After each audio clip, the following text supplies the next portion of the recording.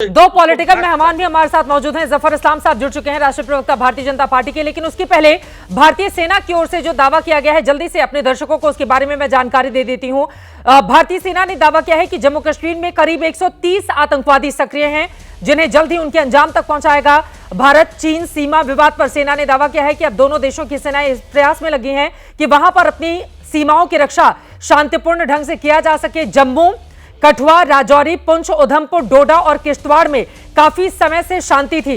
भारतीय सेना ने आगे यह भी कहा है कि पिछले 5 सालों में जम्मू कश्मीर में 720 आतंकवादियों का खात्मा किया गया है, उनको मार गिराया गया है।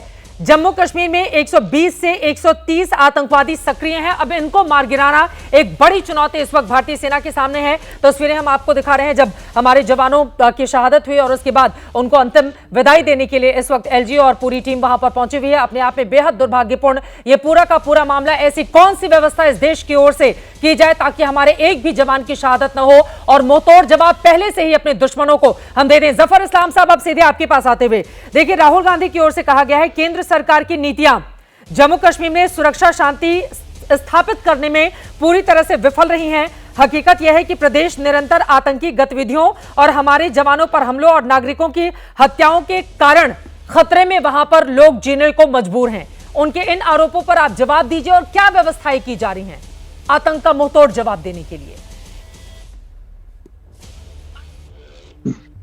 देखिए, आतंक का मुंहतोड़ जवाब तो हमने दे ही दिया है और देते रहेंगे, इसलिए जब तक नस्त नाबूद नहीं हो आतंकवाद हो जाए उस वक्त तक हम आतंकवाद का जवाब देते रहेंगे। लेकिन आज मैं कह सकता हूं कि जिस तरह से आतंकवादी जो एक्टिविटीज होती थी, टेररिज्म जिस तरह से था, उससे बहुत कमी आई है। लेकिन अब जो घटना हुई है उसका मुख्य कारण यह है कि जो यहाँ डेमोक्रेसी की, लोकतंत्र की जीत हुई है, उससे कहीं ना कहीं पेट में दर्द हो रहा है पाकिस्तान को, और उसके जो गुर्गे हैं उनको दर्द हो रहा है पेट में। इस तरह की वारदातें और आतंकवादी हमले कर रहे हैं। और दूसरी खास बात है जो पिछले दिनों में 2 दिन पहले चीन के साथ भी एक समझौता हुआ जिसमें पेट्रोलिंग के लिए फिर से आमादा हो गए, दोनों का देश आमादा हो गए।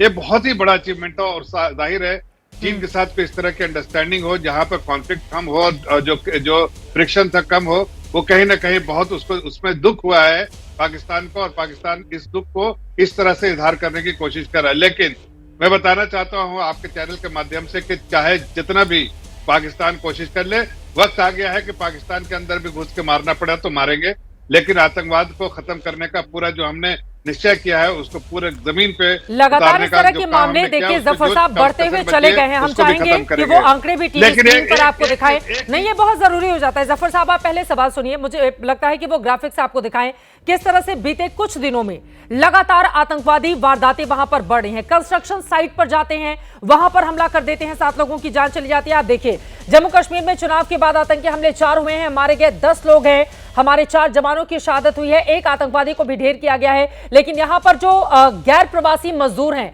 उनको भी टारगेट किया जा रहा है। और 6-7 जुलाई को कुलगाम में, फिर कठुआ में, अलग अलग हिस्सों में किस तरह से आतंकवादी वारदातें हुई हैं वो भी हम टीवी स्क्रीन पर दिखा रहे हैं।